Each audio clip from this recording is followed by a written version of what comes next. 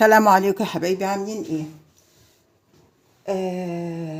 نظرا للغلاء اللي احنا فيه بنلاقي اي فيديوهات او اي افكار جديدة حلوة توفر لنا، بنجري على طول نجربها، واذا طلعت حلوة بنحاول نعملها مع بعض عشان كلنا نستفيد. اللهم صل على سيدنا محمد. بس قبل ما نبدأ كده يا جماعة، اللي بيشوفنا لأول مرة يشرفنا بالاشتراك في القناة وتفعيل الجرس عشان إن شاء الله يوصل له كل جديد، والمشتركين معانا يعني ما ينسوش اللايك. اللايك بيرفع الفيديو، واللايك يعني مش بيكلفنا حاجة يا جماعة، يعني ربنا يخليكم. انزلوا كده، نزلوا ايديكم كده واعملوا اللايك.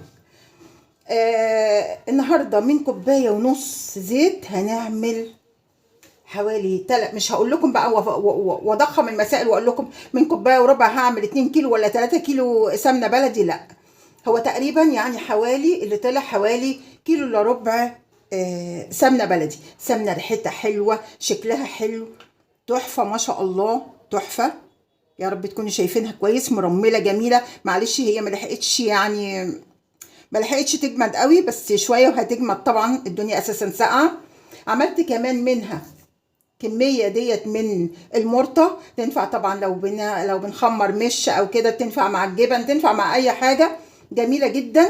الطريقة سهلة وبسيطة ومش مكلفة. هتقولوا يا جماعة طب ما احنا لما يعني مثلا نحط كوباية ونص من اللهم صل على سيدنا محمد من الزيت غالي.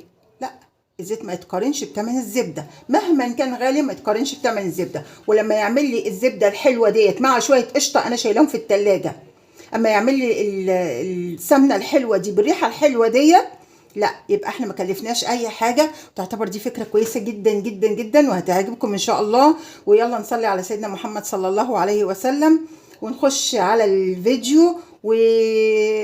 يا رب حد كده ان شاء الله ابن حلال كده يرفع لي الفيديو ده على المنتدى ويبقى له الاجر والثواب. ونصلي على سيدنا محمد ونخش، صلوا معايا على سيدنا محمد، ونخش على الطريقه بتاعتنا. اللهم صل على سيدنا محمد. دولت يا حبايبي عبارة عن دي القشطة اللي انا محوشاها في التلاجة من وش اللبن. طبعا ما اشتريتش حاجة، عادي بنجيب اللبن ونغليه ونحطه في التلاجة، نبيته في التلاجة ونصحى تاني يوم هنبدأ نستعمل اللبن. بنشيل بقى وش اللبن، بنشيله في اي حاجة، تشيليه بقى في كيس نايلون، تشيليه في علبة زي كده. دولت تقريبا حوالي كيلو وشوية كده من القشطة. اللهم صل على سيدنا محمد. يجي كيلو وربع، يجي كيلو اكتر شويه، كيلو تلت يعني. ممكن بقى الجميل في الموضوع دوت او الجميل في الفكره ديت انه اللهم صل على سيدنا محمد، انت ممكن تجيبي يعني ممكن كميه صغيره جدا. دي انا مسيحاها من امبارح بس عشان ما تاخدش وقت قوي على النار اهي. فكاها يعني مش مسيحاها، قصدي مطلعاها من التلاجة بقالها كذا ساعه. الجميل بس في الفكره دي انك انت ممكن لو ما عندكيش سمن بلدي ومحتاجه تعملي حاجه محتاجه سمن بلدي، لو عندك معلقتين قشطه، 3 معالق قشطه، ممكن تسيحيهم في نفس الوقت وتعملي بيهم الحاجه اللي انت عايزه تعمليها. ده الجميل فيها انك انت مش يعني احنا لما كنا بنعمل زمان السمن البلدي دوت من القشطه، كنا بنحتاج ان احنا نعمل كميات كبيره ونفضل بقى نضربها ونعمل لما نقول يا بس ونطلع منها الزبده والحاجات دي. كان لازم يبقى كميات، مش معقول انا هعمل المجهود ده كله على حبه صغيره.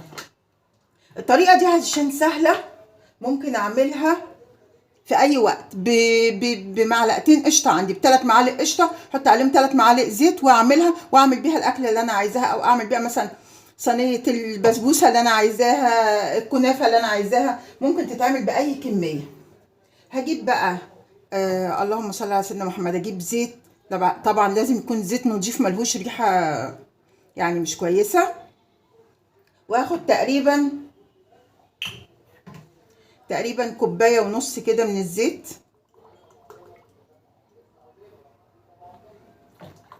طريقه سهله قوي قوي، انا لما شفتها عجبتني قوي وقلت اعملها معاكم. هي يعني نازله كتير على اليوتيوب بس انا جربتها قبل كده. انا دلوقتي مش بجربها معاكم، لا انا جربتها قبل كده. جربتها وعجبتني جدا جدا جدا، وسهله وبسيطه. وزي ما قلت لكم احلى ما فيها انك ممكن تعمليها باي كميه، لو حتى انت مش محوشه لسه كميه او حاجه. نتنقل بقى للبوتاجاز. اهو يا حبايبي، حطيتها على البوتاجاز الاول على نار متوسطه كده، وبعدين هوطي النار، وعلى طول طبعا هتبقى ايدينا فيها، مش هنسيبها. بس هي طريقه بجد سهله سهله سهله وتحفه يعني، بجد يعني صاحبه الفكره دي او صاحب الفكره ديت ربنا يجازيه كل خير بجد، يعني فكره حلوه حلوه.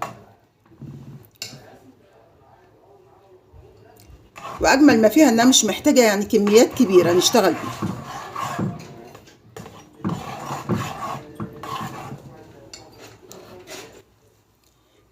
بدأت تغلي، هوطي النار، وبرضو ايدي هتفضل فيها.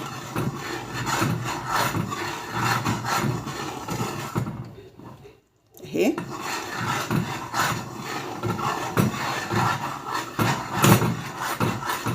وطبعا يفضل انها تكون لازم في حلة ألمونيا عشان ما تلزقش مني. اهو، وايدك فيها من تحت على طول.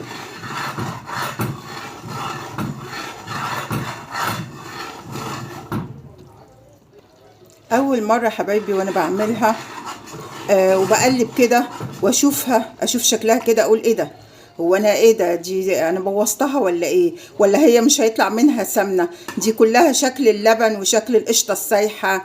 لا طولي بالك، احنا موطين النار، طولي بالك. بعد كده لما بتتخلص هي من كل اللبن اللي بيبقى موجود يعني زيادة مع القشطه يعني، بتبدا تفصل وبتبدا تظهر السمن. فانتي طولي بالك عليها، احنا ماطين النار على الاخر، فطولي بالك وهتشوفي النتيجه دلوقتي.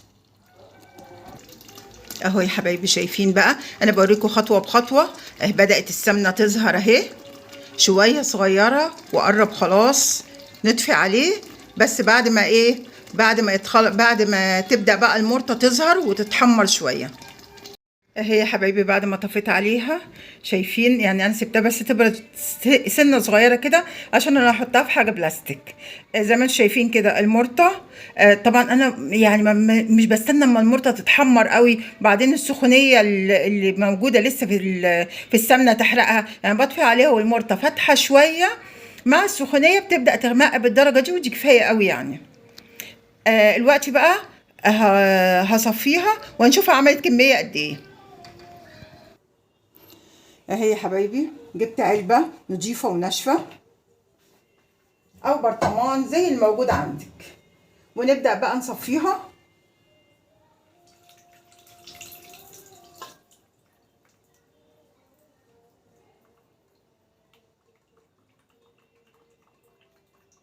ريحتها جميلة جميلة جدا.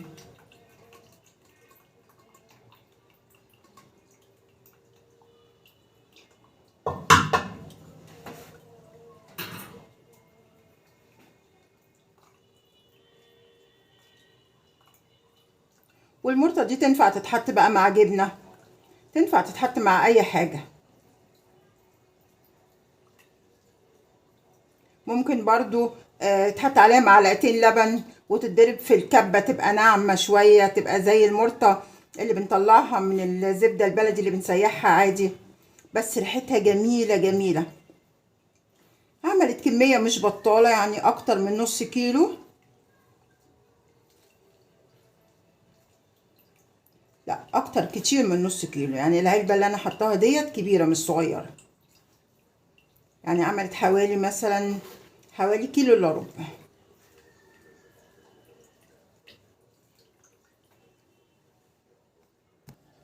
اهو يا حبايبي، بالامانة هم حوالي كيلو الا ربع من السمنة البلدي اللي ريحتها تحفة. هنسيبها بقى تبرد وبعدين نشوفها بعد ما تبرد هتبقى شكلها ايه. بالنسبة للمرطة بتاعتها انا هعملها برضو بطريقة كده معينة، يعني هحط عليها اللهم صل على سيدنا محمد، هحط عليها معلقتين لبن كده وهضربها في الكبة وشوية ملح، تطلع منها احلى مرطة. ممكن نزود بيها على الجبنة، ممكن اللي بيحب ياكل المرطة كده ممكن يعني كل واحد يستخدمها حسب ما بيحبها، تطلع شويه مرطه حلوين جدا.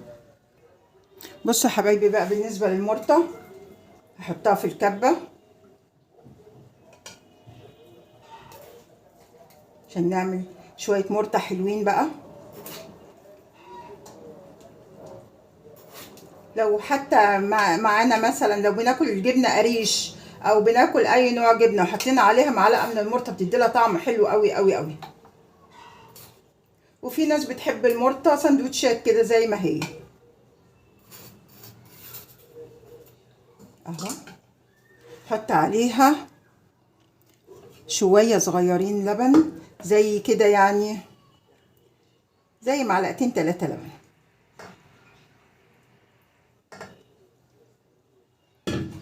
حط عليها كمان شويه ملح، معلقه كده من الملح، ونضربها ونشوف هيبقى شكلها ايه.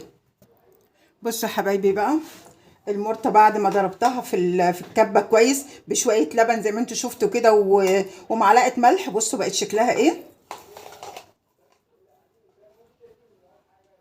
جيب علبه نضيفه كده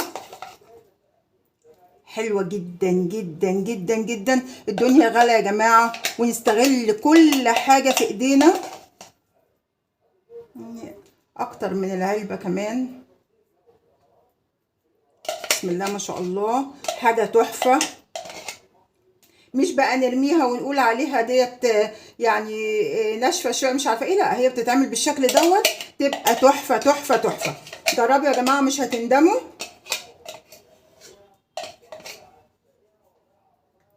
وان شاء الله يكون فيديو خفيف كده ويعجبكم، وتصبحوا على الف خير.